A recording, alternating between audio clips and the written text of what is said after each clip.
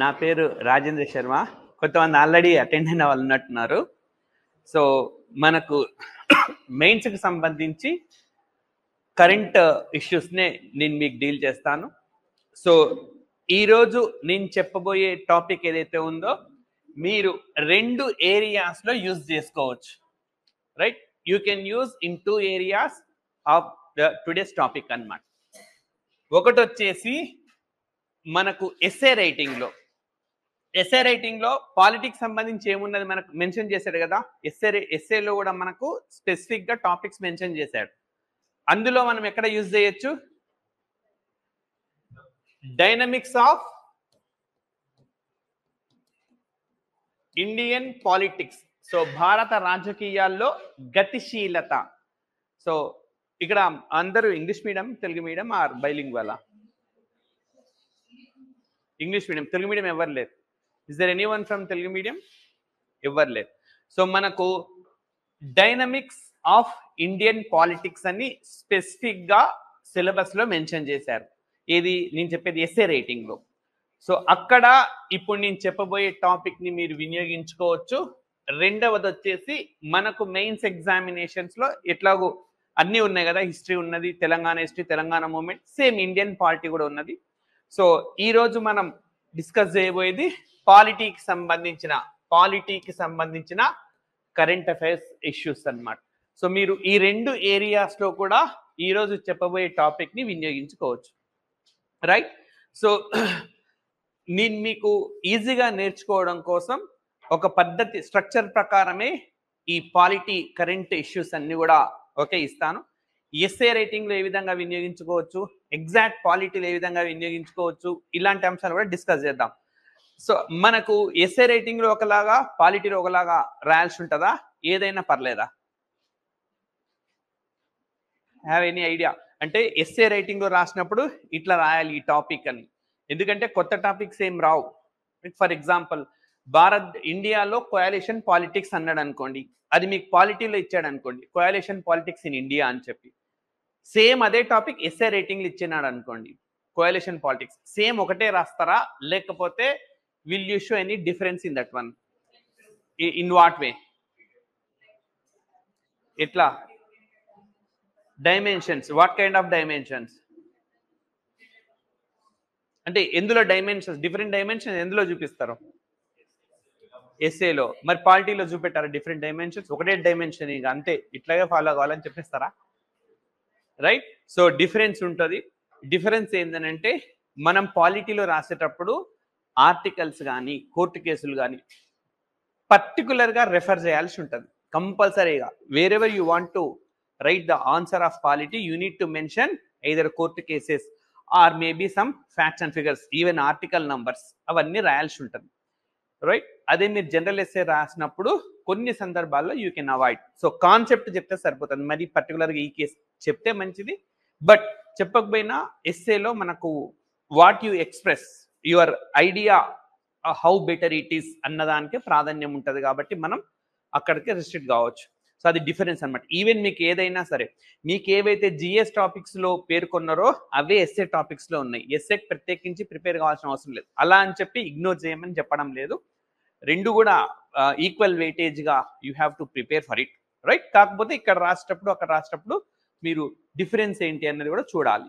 Right. So ఇప్పుడు మనకు కాన్స్టిట్యూషన్కు సంబంధించిన నేను ఫస్ట్ టాపిక్ ఏంటంటే జనరల్గా, అంటే సిలబస్లో పేర్కొన్నదాన్ని చెప్తున్నాను, evolution of the constitution of India అని చెప్పి అడిగినాడు. సో ఆ evolution of the constitution of India అనే టాపిక్లో మనకు కరెంట్ ఇష్యూస్ పెద్దగా ఏం లేవు. రైట్. కరెంట్ ఏం లేవు కాబట్టి నేను టచ్ చేయడం లేదు. సో మనం ఎప్పుడు పాలిటీ నేర్చుకున్నా first topic we learn the evolution of the constitution of.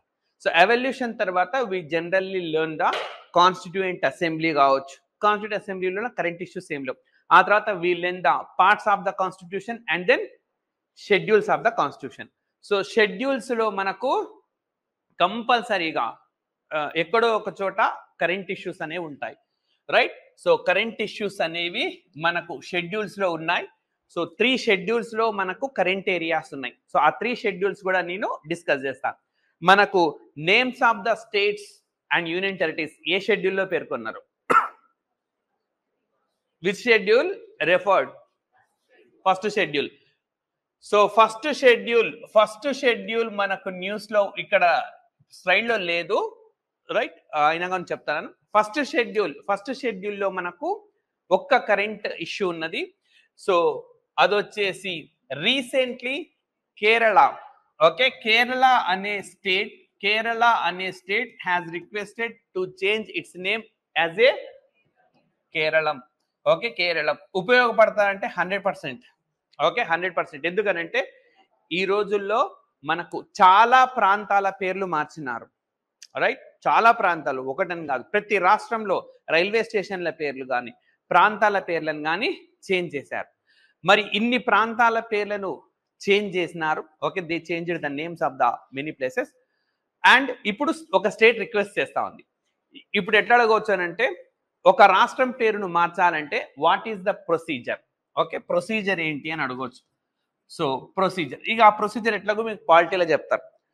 ఒక చిన్న ప్రాంతం పేరు మార్చాలంటే is it mandatory for the parliament to pass a resolution? ఒక ప్రాంతం పేరు, హైదరాబాద్ పేరును భాగ్యనగరంగా మార్చాలనుకోండి, ఇది పార్లమెంట్ చేతిలో ఉంటుందా? లేదనంటే ఇంకా ఏదైనా పద్ధతి ఉన్నదా? పార్లమెంట్ లేదంటే తెలంగాణ రాష్ట్రం పేరును మార్చాలి, పార్లమెంట్ చేతిలో ఉన్నదా లేకపోతే మన రాష్ట్రమేనా? హైదరాబాద్ పేరు మార్చాలంటే అంటే ఏ ప్రాంతం పేరు మార్చాలంటే పార్లమెంట్లో లా చేయడం మ్యాండేటరీనా కాదా? అది నేను అడుగుతున్నాను. మ్యాండేటరీనా? ఓకే, కాదు. ఒక ప్రాంతం పేరును మార్చాలి అంటే it is not mandatory for the parliament. Just home మినిస్ట్రీకి, యూనియన్ హోమ్ మినిస్ట్రీకి లెటర్ రాస్తే వాళ్ళు పోస్టల్ డిపార్ట్మెంట్ వాళ్ళు, రైల్వే డిపార్ట్మెంట్ వాళ్ళు, అదర్ కన్సర్న్ డిపార్ట్మెంట్స్ వాళ్ళకు అడుగుతారు. అడిగి, రైట్, మీకేమైనా అబ్జెక్షన్స్ ఉన్నాయా, they wanted to change this name అని చెప్పి అడిగి మార్పు చేస్తారు ఒక నోటిఫికేషన్ ద్వారా.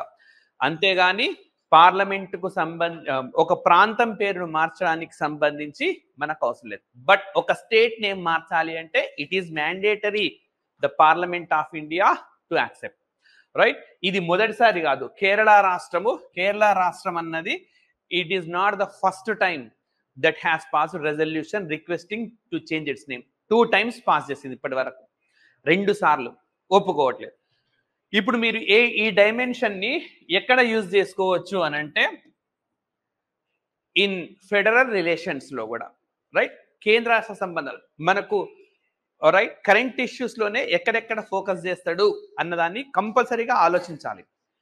సో సెంట్రల్ స్టేట్ రిలేషన్స్ లో ఫోకస్ చేయొచ్చు. ఇప్పుడు తమకు అనుకూలమైన రాష్ట్రాల పేర్లు మార్చడానికి కానీ వాటికి కానీ యూనియన్ గవర్నమెంట్ ఎంబడెంబడే యాక్సెప్ట్ చేస్తుంది. బట్ తమ రూలింగ్ లేని రాష్ట్రాలను పెద్దగా పట్టించుకోవడం లేదు. ఇది రెండోసారి. అదే ఉత్తరప్రదేశ్, మహారాష్ట్ర వాళ్ళు అడగంగానే చాలా వేగంగా వాళ్ళవి మారిపోతున్నాయి. బెంగాల్ ఇప్పటికి 2 సార్లు రెజల్యూషన్ పాస్ చేసింది to change their name as Banga. Okay, కాకపోతే 1 సంవత్సరం 2 సంవత్సరాలు దాటిపోయింది. బెంగాల్ ఏమని మార్చాలని రికమెండ్ చేసిందంటే బంగాగా. సో 2 సార్లు రిక్వెస్ట్ చేసిన, 2 సార్లు మారిపోయింది. కేరళ ఇప్పటికే 2 సార్లు రిక్వెస్ట్ చేసింది. కాబట్టి obviously you need to, okay, refer. ఎక్కడెక్కడ యూజ్ చేస్తారు మనకు అడగొచ్చు. ఒక రాష్ట్రం పేరును మార్చాలంటే what is the parliamentary procedure? రాష్ట్రమా లేదా ప్రాంతమా? ఈ ప్రొసీజర్ మీకు అది పాలిటీలో కవర్ చేస్తారు. సో కేరళ సందర్భం వచ్చింది కాబట్టి మళ్ళీ రిపీట్ కూడా చేస్తాను. ఇంకొక పాయింట్ కూడా చెప్తాను. మనకు ఎక్స్టర్నల్ అఫైర్స్ అనేవి అది యూనియన్ లిస్టా, స్టేట్ లిస్టా, కన్కరెంట్ లిస్టా? Union list. అంటే ఇప్పుడు మళ్ళీ అడుగుతున్నాను, ఒక స్టేట్ ఎక్స్టర్నల్ అఫైర్స్ ఫారిన్ సెక్రటరీని అపాయింట్ చేయొచ్చా చేయకూడదా? చేయకూడదా? ఓకే, అన్నీ చెప్తున్నారు కదా మీరే. Foreign affairs or external affairs అనేవి అది ఏ లిస్ట్ లో ఉంటది కాబట్టి స్టేట్ అపాయింట్ చేయొచ్చా? But Kerala appointed a foreign secretary. 3 రోజులైంది. Okay, 3 days back Kerala appointed a foreign secretary. So already union government notice ఇచ్చింది. ఇది ఎక్స్టర్నల్ అఫైర్స్ అన్నది it is a subject of the union government. మీరు ఎట్లా అపాయింట్ చేస్తారు? అది కూడా అపాయింట్ చేసింది ఒక సీనియర్ ఐఏఎస్ ఆఫీసర్ని. Senior IAS officer women. ఆవిడ మీరు జనరల్ ఎస్ఏ రాసేటప్పుడు ఆవిడ పేరు రాయాల్సిన అవసరం లేదు. If you are writing it in polity 7th schedule గురించి రాస్తున్నప్పుడు ఆబ్వియస్ ఆమె పేరు రాస్తే మంచిది. ఓకే, స్పెసిఫిక్గా ఆమె పేరు గుర్తు రావట్లేదు. రేపు ఎప్పుడు అని చెప్తాను. సో 3 రోజులే అయింది ఆవిడని అపాయింట్ చేశారు, రైట్. సో ఈ విధంగా మనకి సో మొదటి షెడ్యూల్ అనేది మనకు వార్తల్లో ఉంది. ఏ రాష్ట్రం రీత్యా వార్తల్లో ఉంది? కేరళ రాష్ట్రం రీత్యా. కేరళ రాష్ట్రానికి సంబంధించి ఇంకా ఏం చెప్పినా నేను, recently it appointed a foreign secretary. మీరు ఈ సెంట్రల్ స్టేట్ రిలేషన్స్ సంబంధించిన ఆన్సర్ ఎయిదర్ ఎస్ఏలోనో ఎయిదర్ పాలిటీలో 100% అడుగుతారు, అక్కడ రెఫర్ చేయాల్సి ఉంటుంది. కేంద్రం చేసే తప్పులు కూడా చెప్పినప్పుడు రాష్ట్రం కూడా చెప్పాలి. మనం వన్ సైడెడ్ ఎప్పుడుగా ఉండకూడదు. లైక్ సో ఏ విధంగానైతే in certain cases union government is violating the federal conditions, at the same time state also violating these kind of norms. For example, Kerala has appointed external affairs secretary in the recent times, which is violation of article 246 and also the 7th schedule of the constitution అని చెప్పి రాసుకోవచ్చు neat గా, right. So స్పీడ్గా వెళ్తున్నానా? ఏం లేదు కదా. So ఈ విధంగా మనకు ఫస్ట్ షెడ్యూల్ అనేది న్యూస్ లో ఉన్నది, right. So next 9th schedule అనేది న్యూస్ లో ఉంది. మరి 9th schedule mainly deals with the land reforms, మెయిన్గా ల్యాండ్ రిఫార్మ్స్. సో మీకు ఆల్రెడీ ప్రిలిమ్స్ చదువుంటారు కాబట్టి అడుగుతున్నాను, 9th షెడ్యూల్ని అమెండ్మెంట్ చేయొచ్చా చేయకూడదా? చేయొద్దా? Is it possible to amend the 9th schedule of the constitution or not? So యాక్చువల్గా అమెండ్మెంట్ చేసినప్పుడు చేయకూడదని రాశారు. But in the judgements, okay, supreme court కొన్ని జడ్జిమెంట్స్ లో ఏం చెప్పింది అని అంటే 9th షెడ్యూల్ని అమెండ్మెంట్ చెయ్యొచ్చు అని చెప్పింది. అయితే కొందరు ముఖ్యమంత్రులు కానీ కొంతమంది తెలియని వాళ్ళు ఈ 9th షెడ్యూల్లో చేర్చడానికి కొంత ఎలక్షన్స్ వచ్చినప్పుడు ఆ 3ని తీసుకుంటారు. లైక్ ఫర్ ఎగ్జాంపుల్, ఇప్పుడు తెలంగాణలో ఒకప్పుడు సీఎంగా ఉన్న కేసీఆర్ కానీ, అండ్ మొన్న రీసెంట్ గా బీహార్ ముఖ్యమంత్రి, ఓకే, నితీష్ కుమార్ కానీ ఎన్నికలకు ముందు ఏం చేశారు? ఈవెన్ కేసీఆర్ కూడా ఆ స్ట్రాటజీ ప్లే చేశాడు, రైట్. మన దేశంలో మతాలకు రిజర్వేషన్స్ ఇస్తామా? Is the reservation based on the religion in India? No. Religion based మతపరమైన రిజర్వేషన్లు లేవు మన దగ్గర కులానికి. ఎందుకంటే హిందూ కులంలోనే మనకు లైక్ కొన్ని డిప్రెస్డ్ క్లాసెస్ ఉన్నాయి కాబట్టి హిందూ కులంలో వాళ్ళకే ఇస్తున్నాం రిజర్వేషన్. మతాలకు రిలీజన్కు రిజర్వేషన్ లేదు. మరి ఇక్కడ కేసీఆర్ ఒకప్పుడు ఏం చెప్పినాడు? మేము ముస్లింలకు రిజర్వేషన్స్ ఇస్తాం, దీన్ని ఏ కోర్టు కొట్టేయకుండా ఎందులో యాడ్ చేస్తామన్నాడు? 9th షెడ్యూల్లో యాడ్ చేస్తామని చెప్పినాడు. ఎందుకు అని అడిగితే 9th షెడ్యూల్ని రివ్యూ చేయదు కోర్టు అని చెప్పినాడు. మొత్తం అన్ని తప్పు. అయితే సామాన్యుడు తెలియదు, ఓటర్కి ఈ విషయం తెలియదు. మీరు కూడా గ్రూప్ 1కు గ్రూప్ 2 ప్రిపేర్ అవుతున్నారు కాబట్టి ఈ విషయం చదువుకుంటున్నారు. నేను చెప్తున్నా, సామాన్య పౌరులు అయితే డిగ్రీ బీటెక్ చదివిన పోయి అడగండి ఈ మాట, అరే మతాలకు దేశంలో కులాలు అంటే నాకెందుకు సార్ అవన్నీ, నాకుందే లేదా నాకుందా లేదా చెప్తారు అంతే. వాడికి అవసరం లేదు కదా, ఇంత డీప్గా రాడు వాడు, రైట్. సో మనం ఇది రీసెంట్ గా నితీష్ కుమార్ కూడా మనకు ఈ పని చేశాడు. ఏం చేసిందంటే Bihar assembly passed A resolution like increasing the reservation up to 65%, right. అసలు రిజర్వేషన్ 65% ఇవ్వవచ్చా? ఇవ్వద్దు అని చెప్తున్నారు. ఎవరు చెప్పినారు ఇవ్వద్దని? సుప్రీంకోర్టు చెప్పింది. ఏ కేసులలో? ఇందిరా సహాని కేసు, అదేవిధంగా బాలాజీ వర్సెస్ మైసూర్ స్టేట్, 2 కేసులు. ఇక అవన్నీ పార్టీలు చదువుతారు. సో నేను ఇప్పుడు మనకి ఎందుకు వార్తల్లో ఉంది అని అంటే మీరు ఇప్పుడు కోట్ చేయాల్సి ఉంటుంది అనమాట. 9th షెడ్యూల్ అమెండ్మెంట్ చేయవచ్చా చేయకూడదా? సో దానికి సంబంధించిన రాయాల్సి వస్తున్నా, రిజర్వేషన్లకు సంబంధించి రాయాల్సిన వస్తున్నా మీరు ఈ పాయింట్ కోట్ చేయొచ్చు. So recently Bihar assembly passed A resolution increasing reservations up to 65%. And Bihar state also passed a resolution to add this particular feature in the 9th schedule. And according to Bihar assembly, it is not possible to amend it. Okay, so దీన్ని తీసుకుపోయి అక్కడ add చేస్తే ఇది amendment కాదు అని చెప్తా ఉంది. కానీ ఇది అమెండ్మెంట్ చేయొచ్చు అని చెప్పి సుప్రీంకోర్టు మనకు జడ్జిమెంట్లలో చెప్పింది, అంటే రివ్యూ చేయొచ్చు అని చెప్పి.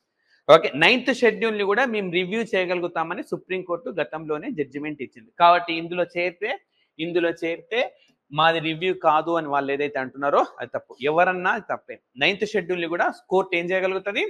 రివ్యూ చేయగలుగుతుంది, రైట్. సో ఈ విధంగా మనకు 9th షెడ్యూల్ అనేది న్యూస్లో ఉంది. అండ్ మోర్ ఓవర్ ఆల్రెడీ బీహార్కి ఇచ్చిన రిజర్వేషన్ కోర్టు ఏం చేసింది?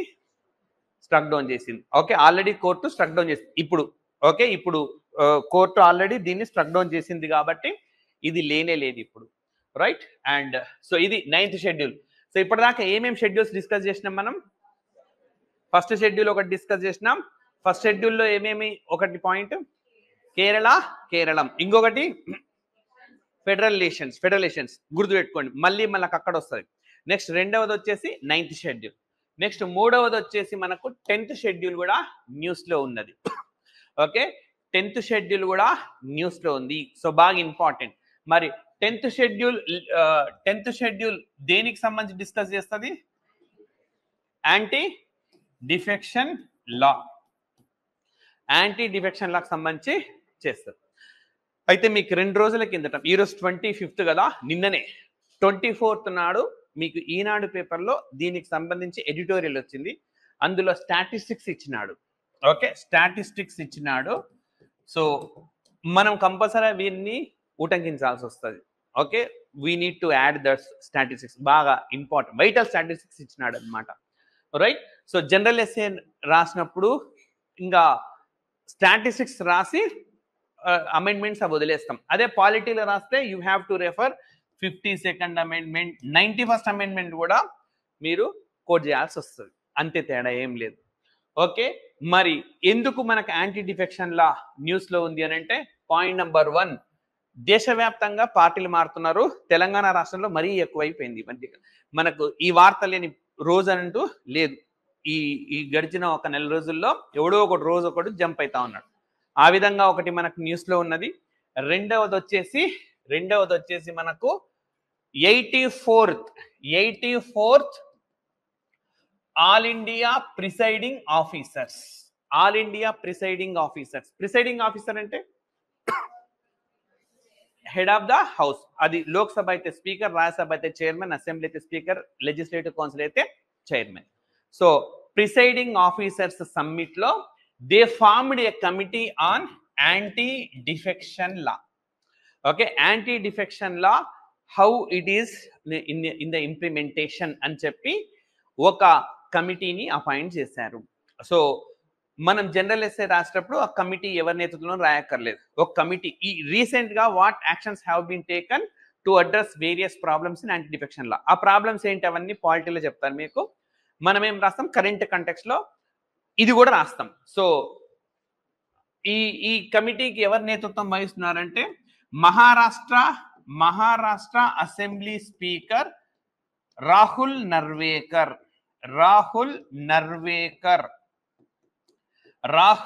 నర్వేకర్. అట్లీస్ట్ హాఫ్ మార్క్ అన్న పెరుగుతుంది మనం పేరు రాస్తే. అట్లీస్ట్ ఒక్కొక్క క్వశ్చన్ కి హాఫ్ మార్క్ పెరిగితే అల్టిమేట్ గా ఫైనల్ స్కోర్ లో చేంజ్ వస్తుంది, కంపల్సరీగా వస్తుంది. ఇదే మెయిన్స్ లో ట్రిక్. నిజం చెప్పాలనంటే నా ఉద్దేశంలో గ్రూప్ 2 కంటే గ్రూప్ 1 మెయిన్స్ ఈజీ. ఓకే, ఎందుకంటే స్టాండర్డ్ సెట్ ఆఫ్ క్వశ్చన్స్, వాటిని మనం ఓకే ప్రిపేర్ అయితే చాలు, రైట్. అండ్ మోర్ ఓవర్ మీకు ఇంకా లైక్ టైం కూడా అన్ని చూసి చెప్తా. అసలు మీకు సబ్జెక్ట్ తెలియకుండా ఆన్సర్ రాయొచ్చు. ఓకే, ఆల్రెడీ మీ దగ్గర ఉండే నాలెడ్జ్ తోటి even without okay subject knowledge రాయొచ్చు. ఆ టెక్నిక్స్ కూడా బాగా ఉంటాయి. మీకు ఏం తెలియదు అనుకోండి, దాని గురించి రాయొచ్చు. ఒక హాఫ్ పేజీ 1 పేజీ దాకా నింపొచ్చు. నింపే టెక్నిక్స్ చాలా ఉన్నాయి. లైక్ మనం ముందుకు వెళ్ళలేకపోతే I will tell all those to you. మీరు ఏది అడగండి నేను చెప్తాను. నాకేం తెలియకపోయినా మాట్లాడతా. వైశాస్త్ర గురించి మాట్లాడమంటే మాట్లాడతా. టెక్నిక్స్ కొన్ని ఉన్నాయి. Easy preparation is very very easy, right. So ఈ విధంగా రాహుల్ నర్వేకర్, మనం జనరల్ ఎస్ఏ రాసినప్పుడైనా మెయిన్ పాలిటీ రాసినప్పుడైనా ఈ ఒక్క పేరు మెన్షన్ చేస్తే కంపల్సరీ మార్కులు, వేరే వాళ్ళు మెన్షన్ చేయకపోవచ్చు. యాంటీ డిఫెక్షన్ లాకి సంబంధించి 100% మీకు ఒక క్వశ్చన్ రావచ్చు అనుకుంటుంది ఈసారి నేను పాలిటీలో, రైట్. సో 10th షెడ్యూల్ ఎందుకు వార్తల్లో ఉంది మనకు? 10th షెడ్యూల్ ఎందుకు వార్తల్లో ఉంది? ఒకటేమో రాష్ట్రంలో పెద్ద ఎత్తున పార్టీ ఫిరాయింపులు అనేవి ఉన్నాయి, పార్టీ డిఫెక్షన్స్ ఉన్నాయి. రెండోది వచ్చేసి కమిటీ మొన్ననే మనకు ఫిబ్రవరి మార్చిలో అపాయింట్ అయింది కమిటీ. ఓకే, ఆ ఇష్యూ రీత్యా మనకి ఇది న్యూస్ లో ఉన్నది. అండ్ నెక్స్ట్ మనకు 11th షెడ్యూల్ అన్నది ఏం డీల్ చేస్తుంది? 11th schedule Panchayat Raj, right. అది కూడా న్యూస్ లో ఉంది. స్లైడ్స్ లో లేదు. ఓకే, స్లైడ్ లో లేకపోయినా ఓకే నేను చెప్తాను. అది మనకు న్యూస్ లో ఉంది. ఓకే, న్యూస్ లో ఉంది మనకు అది 11th షెడ్యూల్. సో మనకు రీసెంట్ గా వరల్డ్ బ్యాంక్ ఒక రిపోర్ట్ రిలీజ్ చేసింది. మీరు ఖచ్చితంగా జనరల్ ఎస్ఏ రాస్తున్నప్పుడు, ఇది మరి పాలిటీలో కాకపోయినా జనరల్ ఎస్ఏ రాస్తున్నప్పుడు you have to refer. So దేనికి సంబంధించింది అని అంటే 2,50,000 డెమోక్రసీస్ ఆఫ్ ఇండియా అని చెప్పి రిలీజ్ చేసింది. 2,50,000 డెమోక్రసీస్ ఆఫ్ ఇండియా అని చెప్పి మనకు వరల్డ్ బ్యాంక్ ఒక రిపోర్ట్ రిలీజ్ చేసింది. సో 2,50,000 డెమోక్రసీస్ అంటే ఏవి అని అంటే they are none other than like Panchayat Raj systems. అన్ని ఎక్కడ ఉంటాయి? 2,50,000 డెమోక్రసీస్ ఎక్కడ ఉన్నాయంటే పంచాయత్ రాజ్ క్లియర్ గా మెన్షన్ చేసింది. ఇండియాలో according to the 73rd amendment act local bodies were formed and there are almost 2,50,000 democratic systems in India. How they are functioning అని దాని మీద చేసింది. సో కీలకమైన వ్యాఖ్యలు చేసింది కాబట్టి కంపల్సరీగా మీరు ఉపయోగించాలి. ఫస్ట్ పాయింట్ ఏంటనంటే దీని గురించి చెప్పింది 11th షెడ్యూల్ మనకు లైక్ ఏ విధంగా పంచాయతీ వ్యవస్థ పనిచేస్తుంది అన్నప్పుడు ఇది కోట్ చేయాల్సి ఉంటుంది. మీరు మనకు ఇది రిలీజ్ చేసి 2 నెలలు అయింది రిపోర్టు. ఫస్ట్ పాయింట్ వచ్చేసి ఇక్కడ ఉమెన్ కి రిజర్వేషన్ ఉన్నదా లేదా? లోకల్ బాడీస్ లో ఉమెన్ కి ఎంత రిజర్వేషన్ ఉన్నది? 1%. రైట్, 21 రాష్ట్రాలు 50% ఇచ్చినాయి. ఓకే, 21 స్టేట్స్ ఎంత పర్సెంటేజ్ ఇచ్చినాయి అంటే 50% ఇచ్చినాయి. రైట్, అదొక్కటి మెన్షన్ చేస్తాను, రాష్ట్రాలు రాయాల్సిన అవసరం లేదు. సో ఇక్కడ ఇంపార్టెంట్ పాయింట్ ఏంటనంటే చాలా మేరకు ఓన్లీ ఫర్ నేమ్ సేక్ ఉన్నారు మహిళలు. ఓకే, క్లియర్ గా వరల్డ్ బ్యాంక్ చెప్పింది. అంటే సీట్లో వారు కూర్చొని ఉంటారు. ఆ మహిళ సర్పంచ్ అయిన మహిళను వారు కూర్చొని ఉంటారు. పెత్తనం చేసేది ఆ అమ్మాయి హస్బెండో లేకపోతే వాళ్ళ ఫాదరో వాళ్ళ కొడుకో వాళ్ళ బ్రదరో ఉంటాడు. ఆమె పెత్తనం చేయదు, ఓన్లీ ఫర్ నేమ్ సేక్.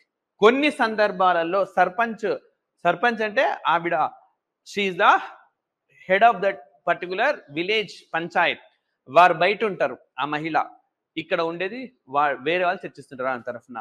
కాబట్టి ఐడియా మంచిది కానీ అమలు తీరు బాగాలేదు.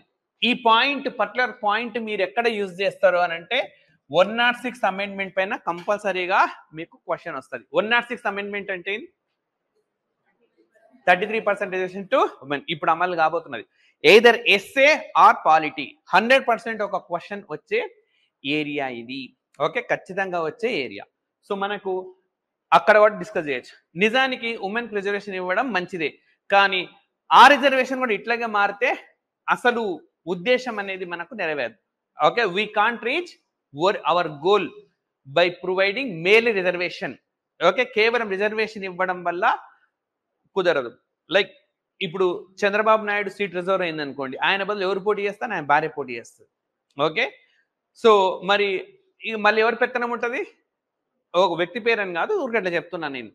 అలా కాకుండా ఉమెన్ ఎంపవర్మెంట్ కావాలి అంటే రిజర్వేషన్ తో పాటు ఎంపవర్ అయిన ఉమెన్ వచ్చినప్పుడే మనకు బాగు జరుగుతుంది.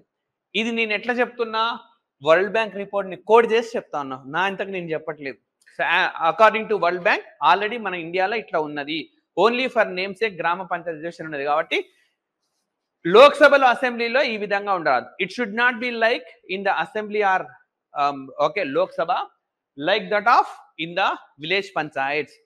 Already in the village panchayats, reservation of the women is available, but empowerment is not still happened. 30 సంవత్సరాల తర్వాత కూడా ఎంపవర్మెంట్ కాలేదు. మనం 50% రిజర్వేషన్ ఇచ్చి నేను చెప్తున్నానా? చెప్పట్లా, మనం కోట్ చేస్తున్నాం. Okay, we are quoting what? World Bank report ని కోట్ చేస్తున్నాం. 2,50,000 డెమోక్రసీస్ ఆఫ్ ఇండియా అని చెప్పి వీళ్ళు రిపోర్ట్ చేసినారు. ఓకే, ఈ విధంగా మనకు 11th షెడ్యూల్ కూడా న్యూస్ లో ఉన్నది. సో ఏమేమి న్యూస్ లో వచ్చినాయని చెప్పుకుంటూ వచ్చినాను. ఫస్ట్ ఏ షెడ్యూల్? ఫస్ట్ షెడ్యూల్ ఏది? కేరళ. ఇక మళ్ళీ మీరు చదవాల్సిన అవసరం లేదు, ఆ స్ట్రక్చర్ గుర్తుంటే మీకు కరెంట్ ఇష్యూస్ గుర్తుంటాయి. కేరళ పేరు మార్చమని అడిగింది, బెంగాల్ అడిగింది, రెండు యాక్సెప్ట్ చేయలేదు. సెంట్రల్ స్టేట్ రిలేషన్స్ లో కూడా మీరు డిస్కస్ చేయొచ్చు. నెక్స్ట్ ఇంకా ఏ షెడ్యూల్ న్యూస్ లో ఉందనుకున్నాం? 9th షెడ్యూల్ ఏనా డైరెక్ట్ గా? ఆ 9th షెడ్యూల్లో మనకు బీహార్ రాష్ట్రం. 10th షెడ్యూల్ డిస్కస్ చేసినాం, 11th షెడ్యూల్ డిస్కస్ చేసినాం. సో షెడ్యూల్స్ లో ఇవి 4 మనకు న్యూస్ లో ఉన్నాయి. ఓకే, షెడ్యూల్స్ లో మనకు న్యూస్ లో ఉన్నాయి. నెక్స్ట్ మనకు వీళ్ళెన్ the preamble. Okay, so preamble, right. So preamble కూడా మనకు న్యూస్ లో ఉన్నది, అవసరమైన చోట వినియోగించుకోవచ్చు. ఫస్ట్ ఆఫ్ ఆల్ ప్రియాంబుల్ అన్నది కంపల్సరీగా మనకు స్కూళ్ళల్లో పాడాలి అని చెప్పి, రైట్, కర్ణాటక రాష్ట్రంలో ఒక లా చేశారు. So reading preamble is mandatory. స్కూళ్ళల్లో ప్రియాంబుల్ చదవడం అన్నది మ్యాండేటరీ చేశారు. స్ట్రేట్ గా చెప్పండి, ఇది మీకు వినియోగించుకునే సందర్భం వస్తుందా రాదా? మీ అభిప్రాయం చెప్పండి. ఇది ఎక్కడ వస్తుంది? ఎప్పుడైనా అంతే, మీరు గ్రూప్ 1 ప్రిపేర్ అవుతున్నప్పుడు, మెయిన్స్కి చెప్తున్నా, ఖచ్చితంగా నేను ఎక్కడ వినియోగించుకోవాలి దీన్ని, మెయిన్స్లోనా, ఇన్స్లోనా, ఇంకా వేరే ఏదైనా దాంతోనా, ఆలోచనతోటే చదవాలి ప్రతిదీ. సో టైం లేదు కాబట్టి క్లాసులు సపోర్ట్ చేస్తాం మీకు. సో చూడండి, ఇది ఎందుకు చెప్పినానంటే జమ్మూ అండ్ కాశ్మీర్లో రీసెంట్గా ఒక చట్టం చేశారు. నేషనల్ యాంథమ్ స్కూల్లో మ్యాండేటరీ, నేషనల్ యాంథమ్ మ్యాండేటరీ చేశారు. ఎక్కడ? ఓకే, జమ్మూ అండ్ కాశ్మీర్లో చేశారు. గతంలో మనకు నేషనల్ యాంథమ్ ని మ్యాండేటరీ చేసినప్పుడు సుప్రీంకోర్టు జడ్జిమెంట్స్ కూడా ఉన్నాయి. Okay, so Anthony Biju Immanuel versus state of Kerala కేసులో ఏమని చెప్పింది? అక్కడ కేసు ఏంటంటే నేషనల్ యాంథమ్ చదువుతున్నప్పుడు లేచి నిల్చోవాలి అన్నది, రైట్. సో సుప్రీంకోర్టు ఏం చెప్పింది? ఓకే, సుప్రీంకోర్టు చెప్పింది లేచి నిల్చోవాల్సిన అవసరం లేదు, మీ ఇష్టం అది, కానీ వేరే వాళ్ళని డిస్టర్బ్ చేయకూడదు. ఇప్పుడు వీరికి ఇష్టం ఉండొచ్చు, వీరు ఊరికే కూర్చోవచ్చు, ఆయన డిస్టర్బ్ చేయకూడదు. ఓకే, ఎవరైతే లేచి నిల్చొని వాళ్ళు కంప్లీట్ చేస్తున్నారో వాళ్ళని డిస్టర్బ్ చేయకూడదు అని చెప్పింది. ఇప్పుడు మీరు ఈ 3 పాయింట్స్ కలిపి రాయాల్సి వస్తుంది, రైట్. క్వశ్చన్ ఎప్పుడు నేషనల్ యాంథమ్ కైకి వస్తుంది, ఇష్యూ ఎప్పుడు దేనికి అవుతుంది? నేషనల్ యాంథమ్కి అవుతుంది. ప్రియంబుల్కి ఇప్పటిదాకా ఇష్యూ కాలేదు. ఇది నేషనల్ యాంథమ్ విషయంలోనే మనకు ఈ ఇష్యూ వచ్చింది. కాబట్టి మీరు నేషనల్ యాంథమ్ లేదా జాతీయ గీతం పాడాలి అంటే ఖచ్చితంగా పాడాలా లేదా అన్నప్పుడు నేను కేవలం మీకు ఒకటే కేసు కోట్ చేసినాను. మీకు ఓకే ఇంకా ఉన్నాయి, పాలిటీలు చెప్తారు. సినిమా థియేటర్లలో కూడా వేసేవాళ్ళు ఒకప్పుడు, అప్పుడు కూడా లేచి నిల్చోవాలని చెప్పినారు. తర్వాత మళ్ళీ కోర్టు మార్చింది, అవసరం లేదు, మీ ఇష్టం ఉంటే లేచి నిల్చోండి, లేదంటే మీరు అంతకు ముందే వెళ్ళిపోవచ్చు, లేదా ఎవరైతే లేచి నిల్చొని ఉంటారో వాళ్ళని ఏం చేయకూడదు, మీరు డిస్టర్బ్ చేయకూడదు. సో అది రాసినప్పుడు ఈ పాయింట్ను కంపల్సరీగా రెఫర్ చేయండి. ఓకే, కంపల్సరీగా రెఫర్ చేయండి. సో ఏమని రెఫర్ చేస్తారు మీరు? You have to refer the like in Jammu and Kashmir national anthem is mandatory, వేరేజ్ in the Karnataka preamble is mandatory. So అట్లా అదొక పాయింట్ యాడ్ చేయండి. ఆ విధంగా మనకు ప్రియాంబుల్ వార్తల్లో ఉంది. నెక్స్ట్ మనకు ప్రియాంబుల్ ని అమెండ్మెంట్ చేయొచ్చా చేయకూడదా? చేయొచ్చు. ఎవరు చెప్పినారు చేయొచ్చు అని? ఆల్రెడీ చేశారు కాబట్టి. మరి ప్రియాంబుల్ ని అమెండ్మెంట్ చేయకూడదు అని చెప్పి కోర్టులో కేసు దాఖలైంది ఇప్పుడు. ఓకే, కేసు వేసిన వాడు ఎవరో మామూలు వ్యక్తి కాదు, ఏ పర్సన్ నోన్ యాజ్ సుబ్రహ్మణ్య స్వామి. ఓకే, హైలీ ఇంటలెక్చువల్ ఆయన. ఓకే, కేంద్ర మంత్రిగా, యూనియన్ మినిస్టర్గా పనిచేసినాడు. బహుశా ఆయనని వేసిన కేసులు ఎవరు వేసి ఉండరు. పిఐఎల్ ఉంటుంది కదా, బోల్డ్ కేసులు వేసినారు. ఒకప్పుడు కోర్టు చెప్పింది కూడా ఆయన, సార్ మీకేం పని పాట లేకపోతే ఊరికి ఇంట్లో ఉండండి, ఎందుకు ఇట్లా మా కోర్టు టైంని వేస్ట్ చేస్తారు, ఇన్ని పిల్స్ వేస్తారా మీరు, ఇక ఏకండి మిమ్మల్ని పిల్లు చూడదలుచుకోవాలంటే 1 సంవత్సరం ఆగి ఇది వేసిండు ఇప్పుడు ఆయన. సో ఏం వేసిండు? ఓకే, ప్రియంబుల్ని అమెండ్ చేసే రైట్ లేదు అసలు. ప్రియంబుల్ని అమెండ్ చేయాలంటే మళ్ళీ కాన్స్టిట్యూంట్ అసెంబ్లీ రావాలి, మళ్ళీ వాళ్ళే రావాలి అని చెప్పి ఆయన వేసాడు. సో కాబట్టి ఒక క్వశ్చన్ కంపల్సరీ వస్తుంది, ఏమని? ప్రియంబుల్ని రివ్యూ చేయాలా వద్దనే దానికి సంబంధించిన కేసులన్నీ ఊటంకిస్తూ మీరు రాయాల్సి ఉంటుంది, రైట్. సో అది ఎట్లాగో పాలిటీలు చెప్తారు, బట్ ఊరికి అట్లా రివ్యూ చేస్తాను. ఫస్ట్ బేరుబారి కేసులో ఏమని చెప్పింది? It is not part of the constitution చెప్పింది. తర్వాత మనకి కేశవానంద భారతి కేసులో ఏమని చెప్పింది? It is part of the constitution. తర్వాత ఎల్ఐసి ఆఫ్ ఇండియా కేసులో కూడా చెప్పింది ఇట్ ఈస్ ఇంటిగ్రల్. సో అవి వస్తుంది. ఇప్పుడు మీరు అది రాసినప్పుడు ఇది వచ్చింది అనుకోండి, మామూలుగా అడిగాడు right, preamble is it amendable or not అన్నప్పుడు స్టార్టింగ్ ఈ పాయింట్ అవుట్ రాయండి. రీసెంట్లీ ఈ case was filed and most important thing supreme court accepted. ఈ కేసు సుప్రీంకోర్టు యాక్సెప్ట్ చేయదనుకుంటే సుప్రీంకోర్టు ఏం చేసింది? దీన్ని యాక్సెప్ట్ చేసింది. ఎస్ రివ్యూ చేస్తాం మేము ఇది అని చెప్పింది, యాక్సెప్ట్ చేసేసింది. అది ఎప్పుడు రివ్యూ చేస్తాం మనకు తెలియదు. మన ఎగ్జామ్ లోపల రివ్యూ చేస్తే రాయాల్సి ఉంటుంది. గ్రూప్ 2 లాగా లేదా గ్రూప్ 3 లాగా గ్రూప్ 1 ప్రిలిమ్స్ లాగా ఎన్ని రోజుల ముందు ఆపాలి సార్ నేను కరెంట్ అఫైర్స్ 15 రోజుల ముందా అన్నాడు. అప్పుడు నేను కూడా వచ్చినప్పుడు ఎవరు కొంతమంది ఉన్నారు అడిగినారు 15 రోజుల ముందు చదవడం ఆపాలా 20 రోజుల ముందు చదవడం ఆపాలా అని చెప్పి. రైట్, అది ఏదో కట్ ఆఫ్ డేట్ బెస్ట్ ఒక 15 రోజుల ముందు వరకు ఆపితే చాలు. గ్రూప్ 1 అట్లా కాదు, ఎగ్జామ్ వెళ్ళే రోజు కూడా చూసి వెళ్ళాలి కంపల్సరీ. ఎగ్జామ్ ఎట్లాగో మనకు మధ్యాహ్నం 2:30కు పెట్టినాడు, బట్ ప్రాబ్లం లేదు. పొద్దున్న లేచి 6 రోజులు ఆ తెలంగాణ ఉద్యమం రోజు ఒక్కరోజు వదిలేయచ్చు. రైట్, మిగతా అన్ని రోజులు కంపల్సరీ పేపర్ చూసి వెళ్ళాలి. ఆ రోజే వచ్చింది అనుకోండి డేటా, ఎస్, లేదు జడ్జిమెంట్ వచ్చింది ఆ రోజే ఊటంకించాలి, తప్పదు. ఆ రోజు వచ్చింది కూడా you have to refer. Supreme Court has recently delivered a judgement on the preamble that it is not possible to amend and it struck down the 42nd amendment act adding 3 words. సో అట్లా రాయాల్సి ఉంటుంది, అప్పటికప్పుడు మీరు మార్చుకోవాల్సి వస్తుంది. Right, next మనకు ఇదే దాంట్లో వర్డ్స్ ఉన్నాయి కదా ప్రియాంబుల్లో, అందులో ఒక వర్డ్ నేను తీసుకుంటున్నా సావరిన్ అని చెప్పి. సావరిన్ అనేది what it is denoting? Sovereign means independent. అయితే recently what is the threats posed to Indian sovereignty question అది. రైట్, రీసెంట్ టైమ్స్ లో మన సావర్నిటీని కొన్ని థ్రెట్స్ వస్తున్నాయి. సో అట్లాంటి ఆన్సర్ రాయాల్సి వచ్చినప్పుడు రైట్ ఈ ఎగ్జాంపుల్స్ మీరు కోట్ చేయండి. నేపాల్ దేశం అడింత దేశం ఒక రాష్ట్రంతో సమానం కాదు మన దేశంలో. అలాంటి దేశం వాని 100s నోట్స్ లో లిపులేక్ కాలాపాని లింపియా దౌరా దీన్ని ప్రింట్ చేసి రిలీజ్ చేస్తున్నాడు. ఈ సంవత్సరం చివరి నాటికి రిలీజ్ చేస్తా ఉన్నాడు. Right, so and next Shaksgam valley. ఇక సాక్షగమ్, ఇది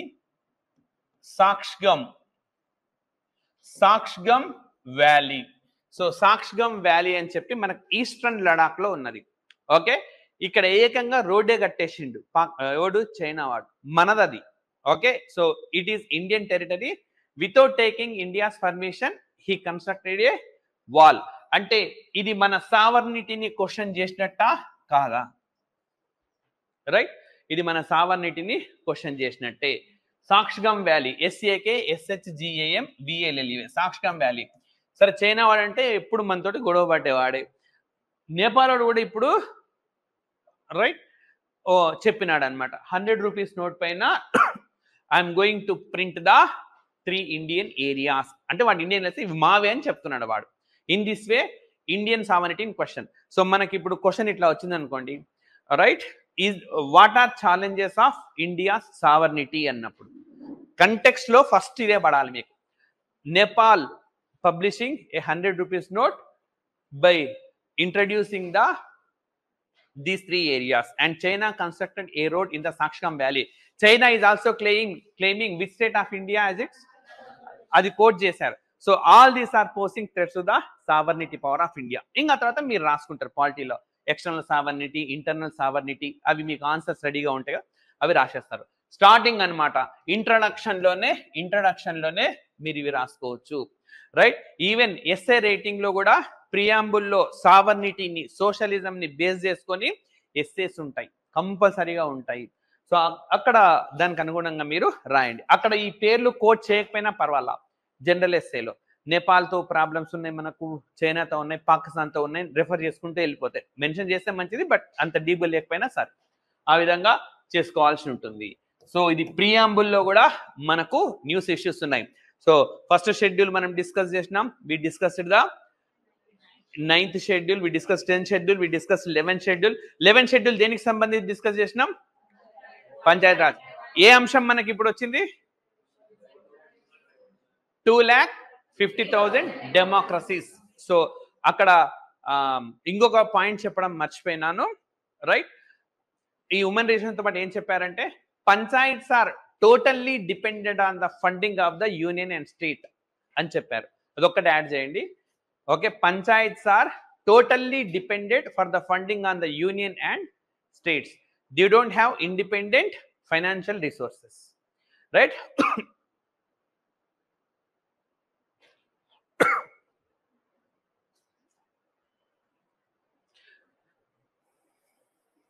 రైట్, ఓకే. సో ఇప్పుడు ఈ రెండో పాయింట్ నేనే చెప్పినానో, లైక్ ఇప్పుడు పంచాయత్ రాజ్ సిస్టమ్ పైన ఏదైనా రాయాలన్నప్పుడు కోట్ చేయండి. Okay, according to world bank the Panchayat Raj bodies does not have any independent financial resources. Completely they depended upon the union state grants. Clear గా mention చేశాడు. సో ఆ రెండు లోపాలు బాగున్నాయి. అవి రెండు మార్చుకోగలిగితే మంచి డెమోక్రటిక్ సిస్టమ్ ఇండియాలో డెవలప్ అవుతుంది, రూట్ లెవెల్లో బాగుంటుంది అని చెప్తారు. సో ఆ విధంగా ఓకే, ఆ రెండు పాయింట్స్ కోట్ చేయండి. నెక్స్ట్ వచ్చేసి మనకు పార్ట్ 1, రైట్? సో పార్ట్ 1 ఏముంటది? India that is Bharat. Recent గా మనకు మూడు నాలుగు కంట్రోవర్సరీలు వచ్చినాయి. సో ఫస్ట్ వచ్చేసి NCERT started using a name known as India, that is India place లో ఏం వాడుతున్నది? భారత్ అని వాడుతున్నది. ఇక ఇది కొంతమందికి నచ్చదు, క్వశ్చన్ రూపంలో రావచ్చు. అండ్ నిన్న పేపర్ మీరు చూస్తే ఇంకొక వార్త వచ్చింది, రైట్? ఇండస్ వ్యాలీ సివిలైజేషన్ కదా, 6th క్లాస్ ఎన్సీఆర్టీలో ఏమని మార్చినారు ఇప్పుడు? ఇండస్ సరస్వతి సివిలైజేషన్ అని చెప్పి పెట్టేసినారు. ఎక్కడెక్కడైతే ఇండస్ వ్యాలీ సివిలైజేషన్ అన్నదో అక్కడ ఇండో సరస్వతి సివిలైజేషన్ అని పేరు పెట్టారు. 6th క్లాస్ ఎన్సీఆర్టీలో చేంజ్ చేశారు. కంప్లీట్ ఎన్సీఆర్టీలో ఇండియా బదులు ఏం వాడుతున్నారు? భారత్. సో నేమింగ్ పైన ఒక క్వశ్చన్ వచ్చే అవకాశం ఉన్నది. సో నేమ్ ఇండియానా భారత్ అన్నప్పుడు ఇక మీకు పాలిటీలో చెప్తారు ఎట్లా రాయాలి. బట్ మీరు ఈ కంట్రోవర్సరీ ఎందుకు రైజ్ అయింది అన్నది కంటెక్స్ట్ స్టార్టింగ్ ఇస్తారు. So according to the constitution of India the name of the country is India as well as Bharat. Recently NCERT has started using a word known as Bharat instead of India. This raised a controversy. అప్పుడు ఈ చిన్న point add చేయండి. Same apart from this, in the 6th class NCERT, apart from Indus civilization it started using Indo Saraswati civilization. ఈ ఒక్క point మనకి తేడా, difference, it makes the difference, right? So ఈ విధంగా మనకు మొదటి పార్ట్ 1 ఇంతగా పార్ట్ 1 పార్ట్ 2 లాగా చెప్పడానికి ఏంటంటే మీకు ఈజీగా గుర్తుంటుంది. సో ఒక వార్త ఏదో ఒకటి అక్కడిది ఒకటి ఇక్కడిది చెప్తే గుర్తుండదు అని చెప్పి నేను షెడ్యూల్ వైజ్గా పార్ట్ వైజ్గా మీకు ఇస్తున్నా. మీరు మళ్ళీ చదవాల్సిన అవసరం లేదు. ఒక్కసారి ఈ స్లైడ్స్ పీడిఎఫ్ షేర్ చేయమని చెప్తాను, ఒకసారి చూసుకోండి మీరు. ఓకే, మనకు ఈ ఎస్ఏ రైటింగ్లో ఇది అడ్వాంటేజ్. పాయింట్ తెలిస్తే చాలు, మన వర్డ్స్ తోటి మనం పెట్టేయాల్సిందే. Okay, next part 2 deals with the citizenship amendment act మనకు నోటిఫై అయింది. మార్చ్ 11th నోటిఫై అయింది. ఎన్ని రకాలుగా యూజ్ చేయాలో మీరు ఆలోచించగలగాలి. మార్చ్ 11th మనకు ఇది నోటిఫై అయింది. యాక్ట్ ఎప్పుడు పాస్ అయింది? 2019లో పాస్ అయిన యాక్ట్ 2024లో నోటిఫై చేశాడు. ఓకే, 2024లో నోటిఫై చేశాడు. కాబట్టి మనం ఏదో కారణం ఉంది. సో ఎప్పుడు నోటిఫై చేశాడు? Just ahead of elections. Election code 5 రోజుల తర్వాత వచ్చింది, రైట్? సో రేపొద్దున ఇట్లా ఎగ్జామినేషన్లో అంటే ఎస్ఏ రైటింగ్లో క్వశ్చన్ వచ్చింది, religion, use of religion sentiment in the politics అన్నాడు అనుకోండి, ఇది కోట్ చేయండి.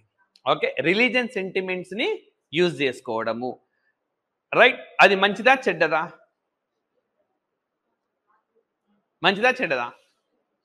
రిలీజియన్ సెంటిమెంట్ ని యూజ్ చేయడము మంచిదా చెడ్డదా? తొందరగా చెప్పండి. ఓకే, బ్యాడా గుడ్డా? బ్యాడ్. ఓకే, సో మీరు ఒక చిన్న లాజిక్ చెప్తా. Questions 2 types. మనం చిన్నపిల్లలాగా ఎస్ఏ అంటే ఆ టైప్ ఆఫ్ ఎస్ఏ, ఈ టైప్ ఆఫ్ ఎస్ఏ కాదు. ఎస్ఏ కానీ క్వశ్చన్స్ కానీ 2 టైప్స్.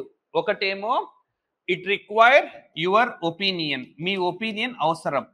సెకండ్ది fact based, right? Opinion based, fact based, right? ఇది సమస్యనే కాదు.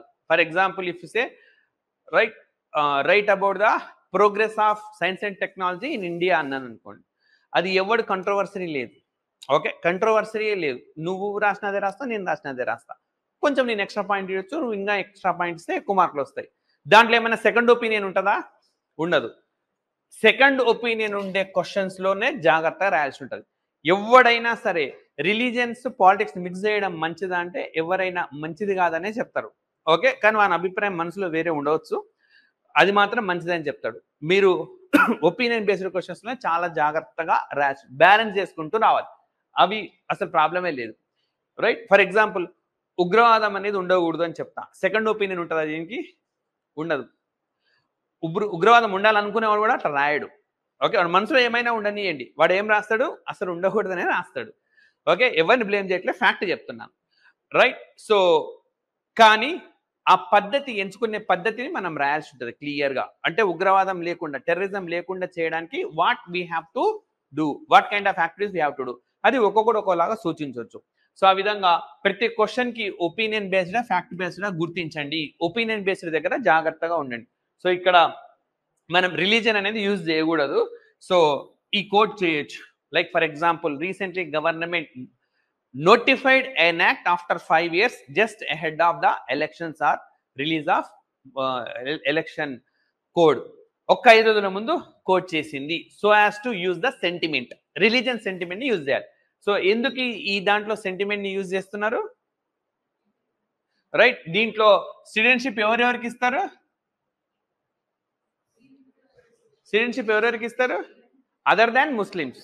ఓకే, పాకిస్తాన్, బంగ్లాదేశ్ అండ్ ఆఫ్ఘనిస్తాన్, ఈ 3 దేశాల్లో నుంచి మన దేశానికి వచ్చిన ముస్లింలు కాని వాళ్ళు, వాళ్ళకు మాత్రమే సిటిజన్షిప్ ఇస్తారు. మరి ముస్లింలకు ఇవ్వరు. గవర్నమెంట్ అడిగితే ఏం చెప్తుంది? ఓకే, ఆ దేశంలో దే ఆర్ అఫీషియల్ రిలీజియన్, వాళ్ళ అఫీషియల్ రిలీజియన్స్, వాళ్ళపైన దాడి జరగదు కాబట్టి, వీళ్ళపైన జరుగుతుంది కాబట్టి వీళ్ళకి ఇస్తామంటున్నారు. సో మీరు బ్యాలెన్స్ చేసి రాయాలంటే ఇలాంటప్పుడు రోహింగ్యాలకు కూడా ఇవ్వాలి. రోహింగ్యాలు కూడా ఎందుకు ఇబ్బంది పడుతున్నారు? Because of religion persecution. Myanmar లో ఏం మతం అఫీషియల్ రిలీజియన్ ఏది? బుద్ధిజం. అక్కడ బుద్ధిజం ముస్లింలను చంపుతున్నారు. అదేవిధంగా తమిళ్లకి ఏమని తమిళ్ వాళ్ళు చేస్తున్నారు. శ్రీలంకలో ఇబ్బంది పడుతూ తమిళ్స్ ఇక్కడికి వస్తున్నారు, వాళ్ళకు కూడా ఇవ్వండి. సో అప్పుడు మీరు బ్యాలెన్స్ స్ట్రైక్ చేసినట్టు. మతం ప్రకారం ఎవరు ఇబ్బంది పడుతున్న వాళ్ళ దేశాల్లో మన దేశానికి వస్తే మనం సిటిజన్షిప్ ఇస్తే it's good. So constitution of India article 14 లో అందరిని ఏ విధంగా చూడమంటుంది? ఈక్వల్ గా చూడమంటుంది. సో గవర్నమెంట్ ఇది ఇవ్వడాన్ని తప్పు కాకపోయినా, it is good for the government to provide same kind of status to the Rohingyas who are suffering in the Myanmar and also Tamilians who are suffering in the Sri Lanka. అని ఒక point రాసేది అనుకోండి, మీకు ఏం తెలుసు? Article 14 ని మీరు చెప్పకుండానే చెప్పినారు. రెండోది, మన చుట్టుపక్కల దేశాల్లో జరుగుతున్న ప్రతిదీ మీకు తెలుసా అని అవగాహన అయితే ఉన్నదని చెప్పి వేస్తాడు అనమాట మార్క్స్. సో ఆ విధంగా మనకు పార్ట్ 2 అనేది కూడా న్యూస్ లో ఉంది. సో పార్ట్ 1 న్యూస్ లోకి వచ్చింది, పార్ట్ 2 న్యూస్ లోకి వచ్చింది.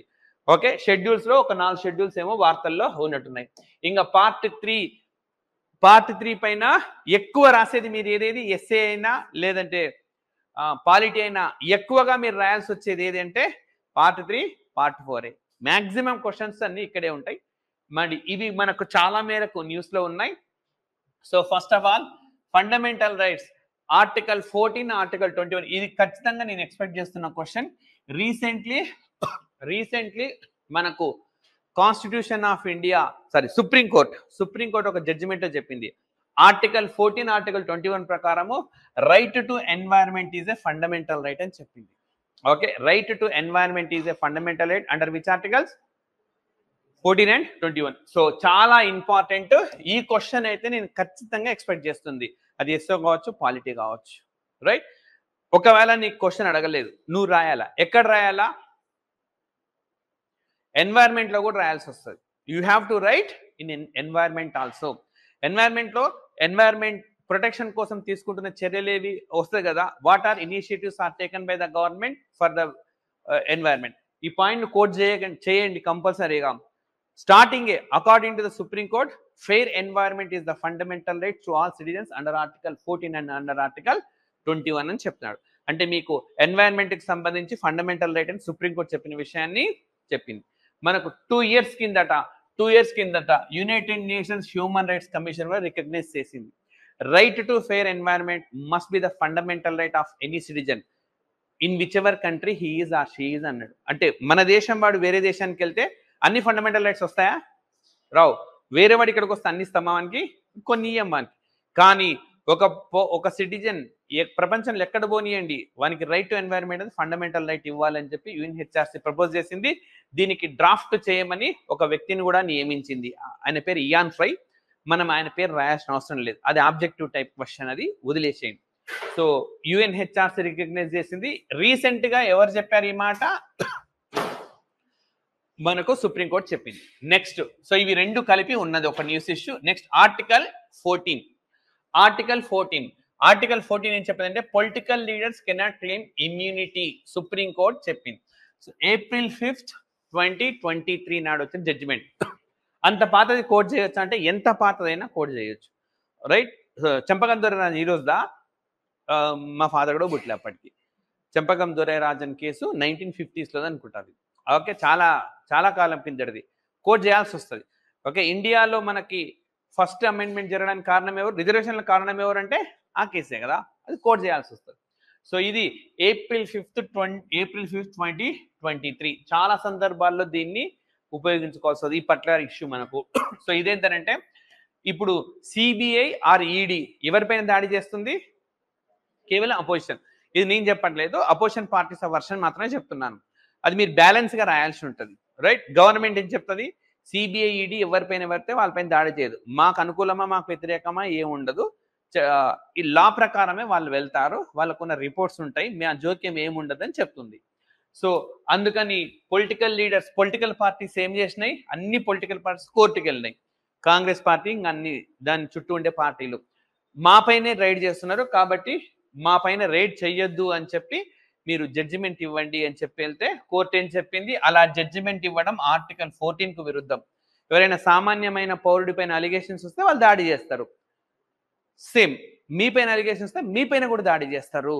ఆర్టికల్ 14 ప్రకారము తప్పు చేసిన వాడిపైన దాడి చేయమని ఆర్టికల్ 14 చెప్తుంది. మీకొక్కరికి నేను ఇమ్యూనిటీ ఎట్లా ఇస్తా? నేను ఇవ్వలేను.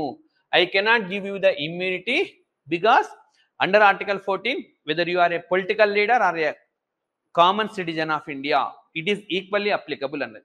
కానీ వీళ్ళు ఏమన్నారు? కానీ మా పైన కక్ష పెట్టుకొని కావాలని మా పైన వాళ్ళు అటాక్ చేయిస్తా ఉంది, గవర్నమెంట్ భయపడిస్తుంది సిబిఐ ఈడీ అని చెప్పి చెప్తే అప్పుడు సుప్రీంకోర్టు ఏమంది? అప్పుడు నేనున్నా కదా, you can approach to the judiciary, మీరు ఏ తప్పు చేయకుంటే భయపడాల్సిన అవసరం లేదు, జ్యుడిషియరీ మీకు రక్షిస్తుంది అని చెప్పింది. మీరు ఇట్లాంటి సందర్భాల్లో కోర్టు చేయొచ్చు అన్నమాట. Recently okay, Delhi chief minister same time Kavitha అక్క, ఓకే, ఈవిడ కూడా జైల్లో ఉన్నారు. ఇట్లా కోర్టు చేయవచ్చు, right? So CBI ED. So article 14 ప్రకారం all political leaders are equal, no one can claim immunity అని చెప్పి రాయొచ్చు. సో ఆర్టికల్ 14 ఈ సందర్భంగా వార్తల్లో ఉంది, రైట్? అండ్ నెక్స్ట్ వచ్చేసి మనకి చాలా ఇంపార్టెంట్ కరెంట్ ఇష్యూ, ఎగ్జామినేషన్ లో 100% వచ్చే ఇష్యూ ఇది. సో ఇప్పుడు మనకి శబరిమలలో మహిళల్ని అలో చేస్తారా చేయరా? శబరిమలలో ఓకే, షిరిడి దగ్గర శనిసింగాపురంలో కంపల్సరీ ఇవన్నీ మీకు అవగాహన ఉండాలా. షిరిడిలో శనిసింగాపురం అని ఉన్నది, అక్కడ ఉమెన్ని అలో చేస్తారా చేయరా? మొదటి చేస్తున్నారా ఇప్పుడు చేస్తున్నారా? ఇప్పుడు నేను అడిగిన వాడు మీకు తెలిసిపోయింది, అర్థమైంది కంటెక్స్ట్. ఓకే, ఇప్పుడు అలో చేస్తున్నారు, రైట్? కేరళలో రైట్, మీకు ఫ్యాక్ట్స్ చెప్తా. కేరళలో మనకు అయ్యప్ప దేవాలయానికి మహిళలు ఏం చేయరు? అనుమతించరు, రైట్? అనుమతించరు. కాబట్టి ఏ ఆర్టికల్కి వైలేషన్ ఇది? ఆర్టికల్ 21కి ఎట్లా వైలేషన్? 21కి సంబంధం ఏంది? ఆర్టికల్ 15 కు వైలేషన్. ఆర్టికల్ 15 ప్రకారము పబ్లిక్ ప్లేసెస్ లో ఎవరినైనా ఆపొచ్చా?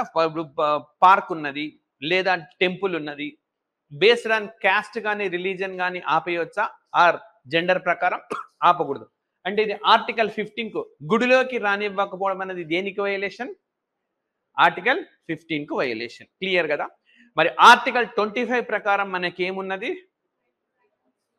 25 ప్రకారము we can practice our own religion systems, మన మన ఆచారాలను మనం ఎవ్వరూ అడ్డుకోలేరు, రైట్? ఇప్పుడు శబరిమలలోకి మహిళల్ని ఆహ్వానించకపోవడం రానియరు, అలో చేయరు, అది ఆచారమా కాదా? ఆచారమా కాదా? డైరెక్ట్ చెప్పండి. ఆచారమే, అది ఆచారమే. మరి ఆర్టికల్ 15 ఇంప్లిమెంట్ చేస్తే ఆర్టికల్ 25 వైలేట్ అయినట్టు, అంతే కదా. 15 ప్రకారము అందరు ఈక్వల్ అయినప్పుడు మహిళను రాణిస్తాం, అప్పుడు ఏది వైలేట్ అయినట్టు? 25 వైలేట్ అయినట్టు. లేదు ఇది మా ఆచారము, మా సాంప్రదాయం, ఇది మా సాంప్రదాయాన్ని పాటించుకోమని ఆర్టికల్ 25 చెప్పింది అని అనుకోండి, అప్పుడు ఏది వైలేట్ అయినట్టు? 15 వైలేట్ అయినట్టు. అందుకు క్వశ్చన్ అడుగుతాడు మనని. ఓకే, సో ఇవన్నీ కూడా అర్థం కావాలి. మరి ఇప్పుడు మీరైతే ఏం రాస్తారు? ఆర్టికల్ 15 గొప్పదా, ఆర్టికల్ 25 గొప్పదా అంటే ఏం రాస్తారు? ఏది గొప్పదని రాస్తారు? ఆర్టికల్ 25 గొప్పదని రాస్తారు. మరి ఆర్టికల్ 15 అమలు కాకపోయినా పర్వాలేదు అంటారు మీరు. Right, okay. సో రైట్, ఒకటి ఏంటంటే కేవలం కోర్టు తీర్పులను మాత్రమే మనం ఉటంకించాలి. మనం ఆ ఒపీనియన్ని అన్ని అప్హెల్డ్, ఏ ఫండమెంటల్ రైట్ గొప్పది కాదు, ఏది తక్కువది కాదు, అన్ని సమానమే. కోర్టే చెప్పింది కదా, డిపిఎస్పి అన్ని సమానమే, ఒకటి ఎక్కువ కాదు ఒకటి తక్కువ కాదు అని చెప్పి. సో ఇక్కడ యాక్చువల్గా కేరళలో జరిగింది ఏంటంటే ఆర్టికల్ 15 వైలేట్ అవుతున్నప్పుడు యాక్చువల్గా ఏంటంటే మీ మతాచారంలో ఎక్కడుంది, ఇదే సందర్భంలో మనకు ముస్లిం మీద కూడా చూడాలి ఈ త్రిబుల్ తలాక్కు సంబంధించి. సో ఇక్కడ కోర్టు ఏం చెప్పింది అని అంటే, ఏదైనా మీరు ఒక మతాచారం అన్నారంటే మీ బుక్ ఏది అని అడిగింది. మీరు ఫాలో అయ్యే బుక్ ఏది? హిందూ మతం ఏం బుక్స్ ఫాలో అవుతుంది అంటే పవిత్రంగా భావించేవేవి? భగవద్గీత ఉన్నది, వేదాలు ఉన్నాయి. ఇందులో ఎక్కడైనా ఉందా శబరిమలలో ఆ మహిళలు రానివ్వకూడదని ఉందా? హిందువులు ఏం చెప్తారు, అసలు శబరిమలయే లేదు. భగవద్గీత చెప్పినప్పుడు కానీ వేదాలు అప్పుడు ఉన్నది అసలు లేనే లేదు కదా. అక్కడ లేనిది మీరు మీ మతం కాదు, మీ సాంప్రదాయం కాదు, కాబట్టి అలో చేయాలి అని చెప్పింది. అయినా ఇప్పుడు శబరిమలలో కోర్టులో కేసు వేశారు, ఇప్పుడు అది రివ్యూలో ఉన్నది, రైట్.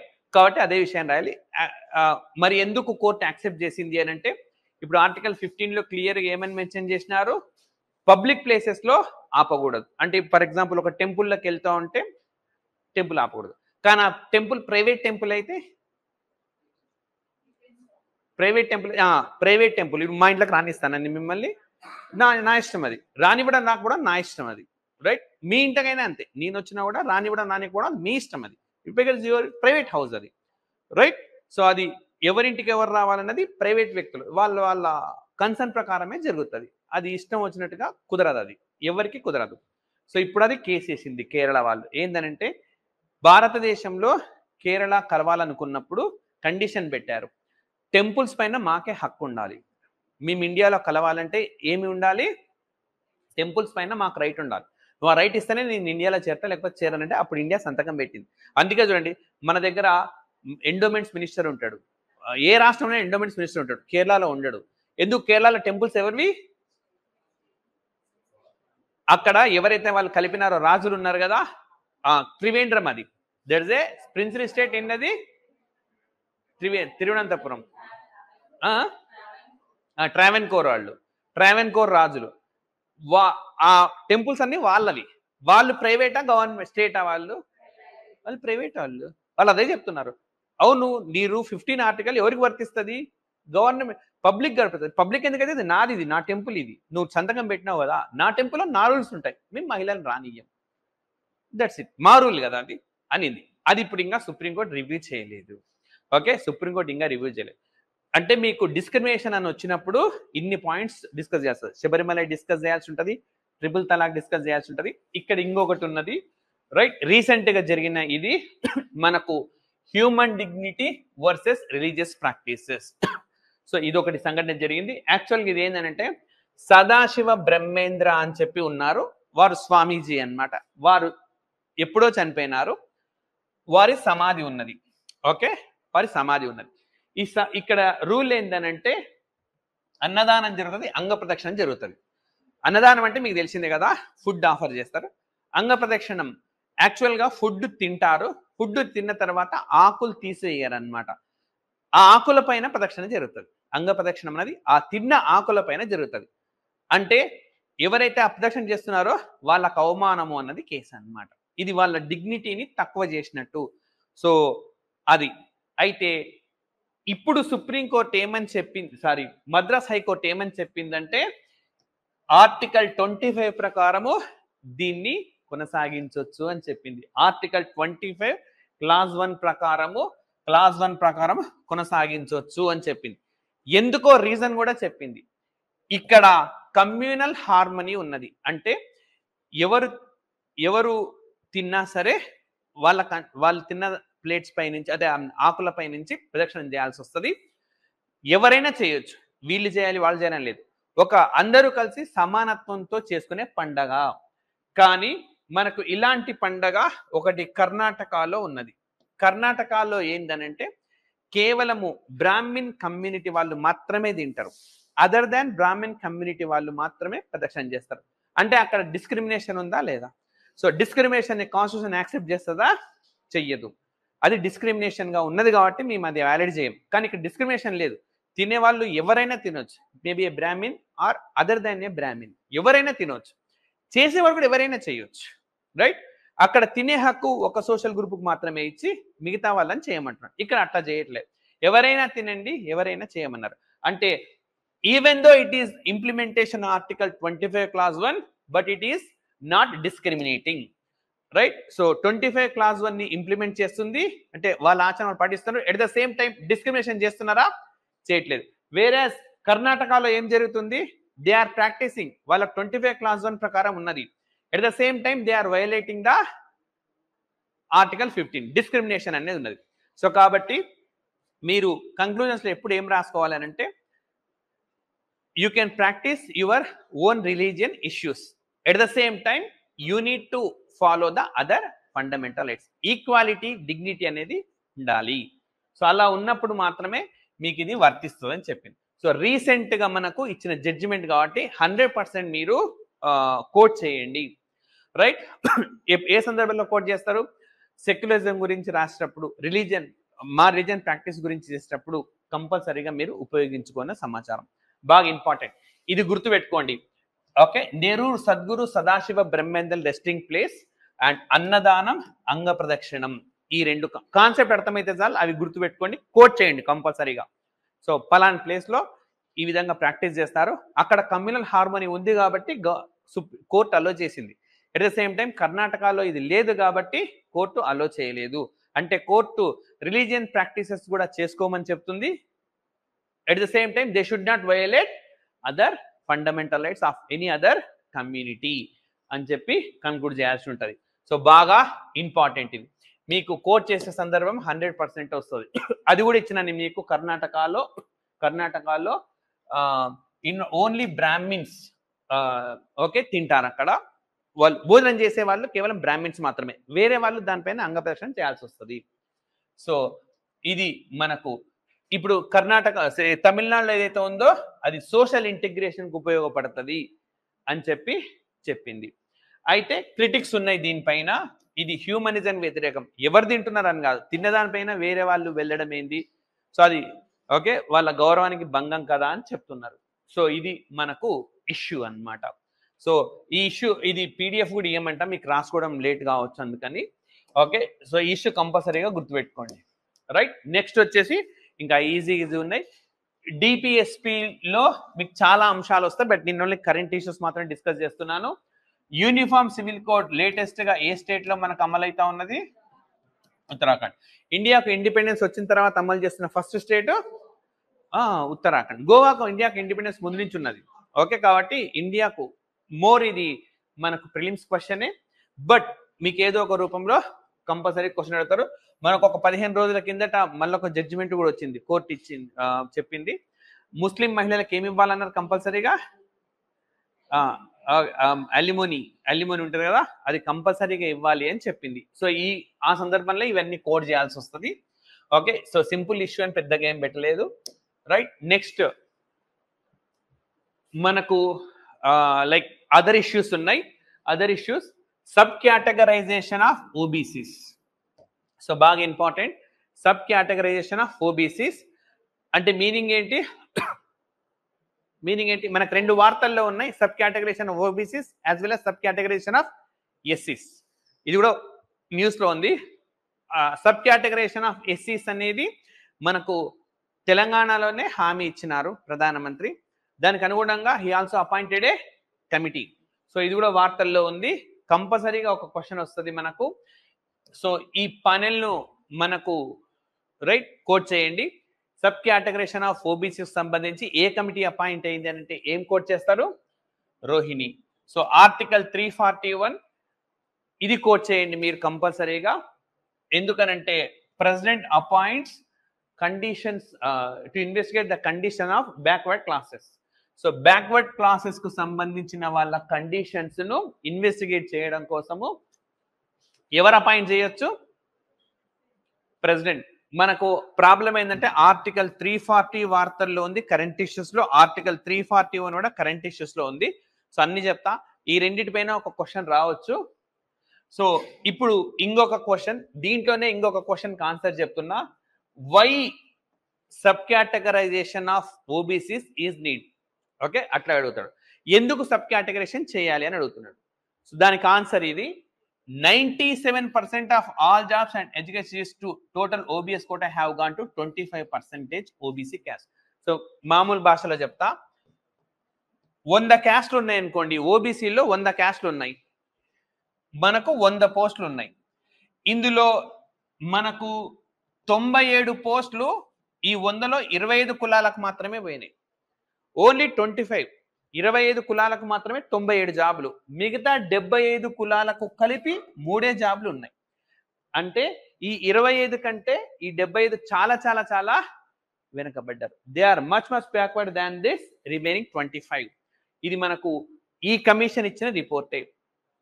సో మీకు కంపల్సరీగా వచ్చే question, why there is a need of sub categorization of OBCs అన్నప్పుడు ఇది రాస్తారు. So 97% of the jobs among the OBCs who got only 25% caste vote, and next వచ్చేసి 24.95% of these jobs and seats have gone just to 10 OBCs communities. అంటే education సీట్లలో 25 and ఉద్యోగాల్లో 24.9.5. So చాలా తక్కువ మంది, తక్కువ కులాలు మాత్రమే బాగుపడ్డారు. ఓబీసీల్లో కూడా తక్కువ కులాలు బాగుపడ్డారు. మరి మిగతా కులాలకు సీట్లు కావాలన్నా, ఉద్యోగాలు కావాలన్నా ఏం చేయాలి? కేటగరైజేషన్ చేయాలి. ఓకే, కేటగరైజేషన్ చేయాలి. బీసీఏ, బీసీబీ మరి ఆల్రెడీ ఉంది కదా అంటే మన రాష్ట్రంలో ఉంది. ఓకే, కేంద్రంలో ఉన్నదా? మీరు సివిల్స్కి అప్లై చేసినా, స్టాఫ్ సెలక్షన్ కమిషన్కి అప్లై చేసినా ఓన్లీ ఓబీసీనే చేయాలి. మీరంటే మీరు కాదు, మామూలు చెప్తున్నా, ఓబీసీనే. అదే స్టేట్ అయితే బీసీఏ, బీసీ. రాష్ట్రాలలో ఉంది కానీ కేంద్రంలో కేటగరైజేషన్ ఉన్నాయా? లేవు. లేనందుకు చేయాలి. రైట్. ఇంకా డేటా ఇచ్చారు ఈ కమిటీ.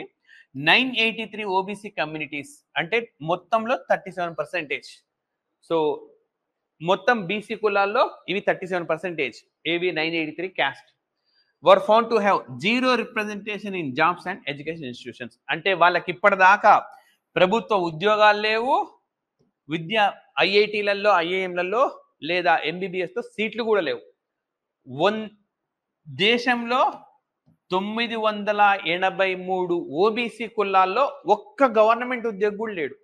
ఓబీసీ కులాల్లో ఒక్క ప్రెస్టీజియస్ ఇన్స్టిట్యూట్లలో సీట్ లేదు. అంటే విద్యాపరంగా వెనకబడ్డారు, జాబ్ల పరంగా వెనకబడ్డారు. మరి వాళ్ళు పైకి రావాలి అని అంటే ప్రత్యేకించిగా వాళ్ళకి ఏముండాలి? ఇప్పుడు రిజర్వేషన్ ఉండాలి.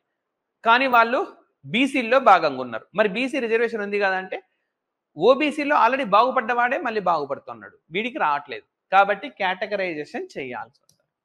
Okay, categorisation. సో మీరు రకరకాల సూచనలు కూడా చేయవచ్చు.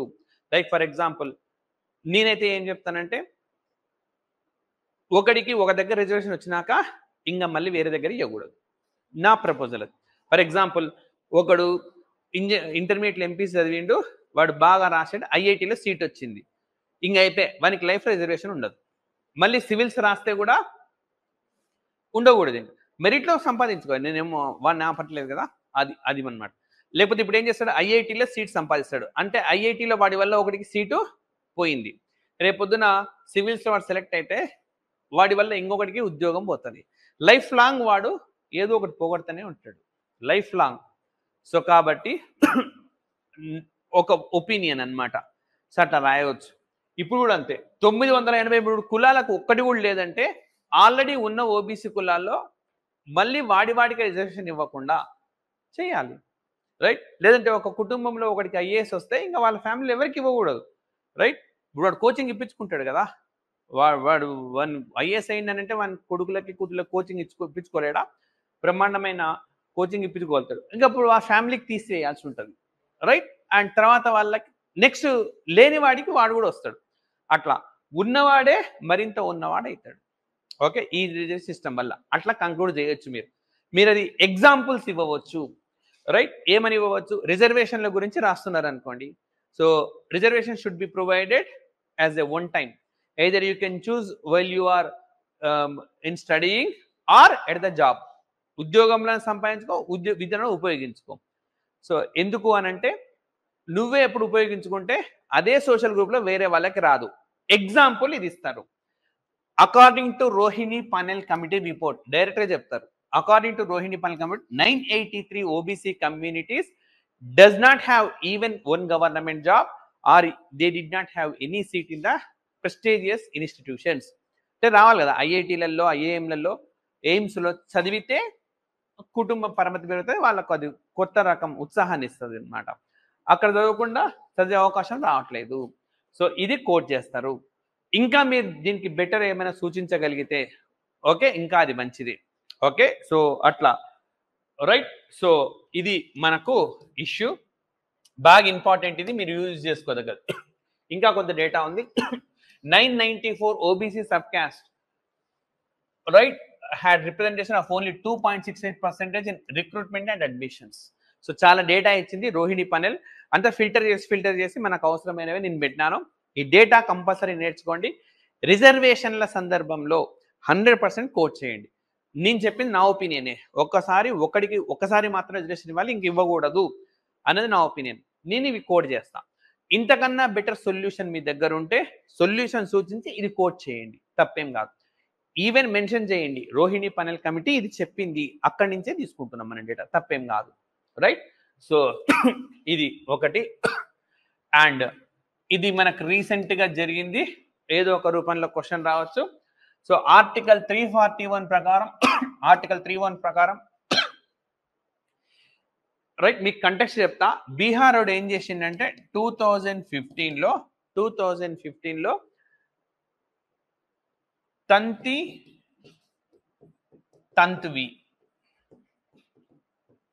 తంతి అండ్ తంత్వి అనే ఈ సోషల్ గ్రూప్ ని ఎస్సీలో చేర్చేసిండు. ఎవరు చేర్చారు అంటే బీహార్ ప్రభుత్వం చేసింది. ఇప్పుడు కోర్టు కొట్టేసింది. ఓకే, 2015లో వీళ్ళని చేరిస్తే ఇప్పుడు కోర్టు కొట్టేసింది. ఒక రాష్ట్రము ఎస్సీ లిస్ట్ ని చేంజ్ చేయలేదు. అలా చేంజ్ చేయాలి అని అంటే ప్రెసిడెంట్ ఆఫ్ ఇండియా చేయాలా, పార్లమెంట్ చేయాలి, నువ్వెవరు చేయడానికి అని చెప్పింది.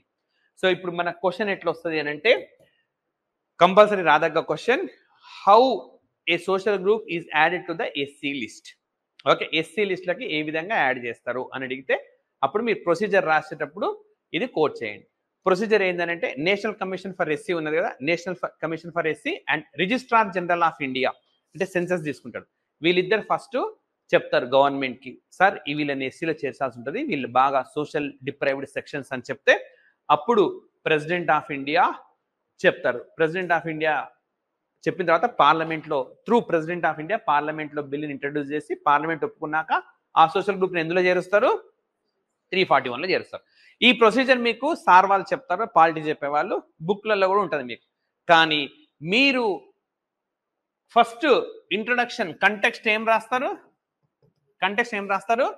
సో ఇదే in 2015 Bihar state government has added Tanti and Tantwa social group in the SC list, but supreme court rejected and said the state government cannot modify the SC list. ఆ power లేదు. And okay, ఆ power లేదు కాబట్టి the following is the procedure adding the list caste to the list అని చెప్పి ఆ procedure మీరు రాసేస్తారు.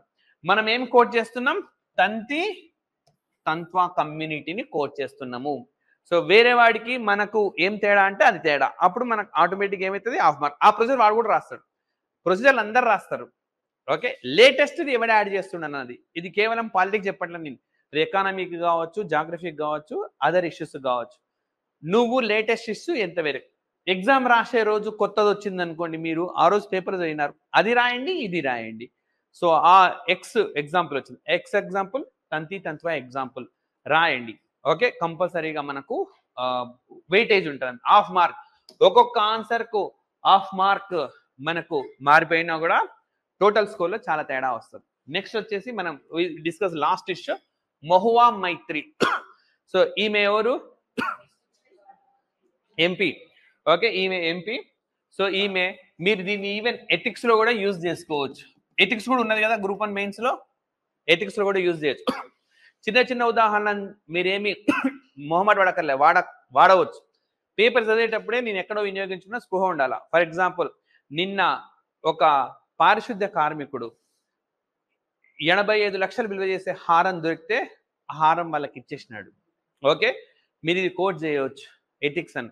Ethics అన్నది రైట్ చిన్న చిన్న ఉద్యోగాలు చేసుకునే వాళ్ళకు కూడా ఉంటుంది. వాళ్ళు కూడా ఏం తప్పుడు పనులు చేయరు, అది కోట్ చేయవచ్చు. సో ఎందుకు చెప్తున్నానంటే, ఇప్పుడు ఒక క్వశ్చన్ వచ్చింది అనుకోండి, ఇంతకుముందు చెప్పిందే ఎస్సీ లిస్ట్లో యాడ్ చేయాలంటే పద్ధతి ఏంటి అంటే, నేను పేపర్ కరెక్షన్ చేస్తున్నాం అనుకోండి, నాకు మోడల్ ఆన్సర్ ఇచ్చేస్తారు. If I'm correcting the paper, model answer నాకు వస్తుంది. First SC commission registrar of India recommendation ఉందా లేదా చూసుకో అంటాడు. నెక్స్ట్ ప్రెసిడెంట్ ఆఫ్ ఇండియా గారు రికమెండ్ చేస్తే బిల్లు ఇంట్రడ్యూస్ చేశారా, ఆ పాయింట్ రాశాడా లేదా చూడంటాడు. ఆ మొత్తం స్ట్రక్చర్ ఉంటుంది. ఇప్పుడు ఆ స్ట్రక్చర్ మీరు కూడా రాస్తారుగా, మీరు రాస్తా, నేను రాస్తా. స్ట్రక్చర్ రాయకుండా ఎవ్వరు ఉండరు, ఎందుకంటే నేర్చుకుంటారు. మీరు ప్రిన్స్ క్లియర్ అయిందంటేనే మీరు అవన్నీ చదివి వచ్చినారని క్లియర్గా తెలుస్తుంది కదా. సో కాబట్టి ఆ స్ట్రక్చర్ ప్రకారం రాసిండు, కరెక్ట్గా స్ట్రక్చర్ ఉంది, వేసుకో ఒక 6 మార్కులు. స్ట్రక్చర్ ప్రకారం కాకుండా వీడు తంత్వ కూడా రాసిండు, అమ్మ వీడు లేటెస్ట్ అప్డేట్ చేసిండు, ఈ ఒక 1/2 మార్క్ ఎక్కువ. అది డిఫరెన్స్. అది ఆ 1/2 మార్కే మనం we have to attend classes అనమాట. సో ఇక్కడ ఎథిక్స్ లో కూడా వాడచ్చు. ఎథిక్ పనులు ఏం చెప్పింది, ఈమెను డిస్క్వాలిఫై చేయమని చెప్పింది. ఎందుకు? డబ్బులు తీసుకుంది. అక్క క్వశ్చన్స్ అడగడానికి ఏం తీసుకున్నది? డబ్బులు తీసుకుంది. డబ్బులు తీసుకొని రైట్ ఆమె ఇంకా చాలా దారుణంగానే మాట్లాడింది. మరి నేను మేకప్ ఎట్లా కావాలని కూడా నేను ఒక సందర్భంలో, ఓకే, మేకప్ కావడానికి కూడా క్వశ్చన్లు అడిగిందంట ఆమె, రైట్. అండ్ మోర్ ఓవర్ ప్రతి పార్లమెంట్ మెంబర్ కి పాస్వర్డ్ అవన్నీ ఇస్తారనమాట, అవి వాళ్ళు రివీల్ చేయరు. ఈమె వాళ్ళకి ఇచ్చేసింది, వాళ్ళకి ఇచ్చేసి క్వశ్చన్స్ పోస్ట్ చేయించింది. అంటే ఎన్నికయ్యే సభ్యుల ఎథికల్ వాల్యూస్ ఇట్లా ఉండకూడదు, అక్కడ కోడ్ చేయొచ్చు. సో ఈమెను ఏ ఆర్టికల్ ప్రకారం డిస్క్వాలిఫై చేశారు ఈమెని? మీకు ఇది ఆర్టికల్ 102, 103 ఉంటాయి. ఎట్ ద సేమ్ టైం మీకు ఇక్కడ ఇంకా ఏమడుగుతారు, లైక్ 1951లో వచ్చిన representation of people act. Representation of people act లో ఇది కోట్ చేయండి. ఈ మహువా మైత్రి రిప్రజెంటేషన్ ఆఫ్ పీపుల్ యాక్ట్, ఆ యాక్ట్ ఉంది కదా, యాక్ట్ యాసిస్ మీకు పాలిటీలో చెప్తారు, అది అందరు రాస్తారు, అది అందరు నేర్చుకొని ఉంటారు. 1951లో వచ్చిన రిప్రజెంటేషన్ ఆఫ్ పీపుల్ యాక్ట్ అందరు నేర్చుకున్నారు. మీరు స్టార్టింగ్ ఇది రాస్తారు. Recently Mahua Moitra was disqualified on grounds of right, okay, cash for query. So questions కు అడగడానికి క్యాష్ తీసుకున్నందుకు ఆమెను డిస్క్వాలిఫై చేశారు. And it is part of representation of people act అని చెప్పి కింద పీపుల్ యాక్ట్ అది రాసేస్తారు. అది అందరు రాస్తారు, మీది ఎక్స్ట్రా రాశారు కాబట్టి ఎక్స్ట్రా మార్క్ అనేది వస్తుంది అనమాట, రైట్. సో ఇది ఇంకా ఉన్నాయి కొన్ని, ఇవి కాకుండా ఇంకా కొన్ని ఇష్యూస్ ఉన్నాయి, that we discuss in the next session.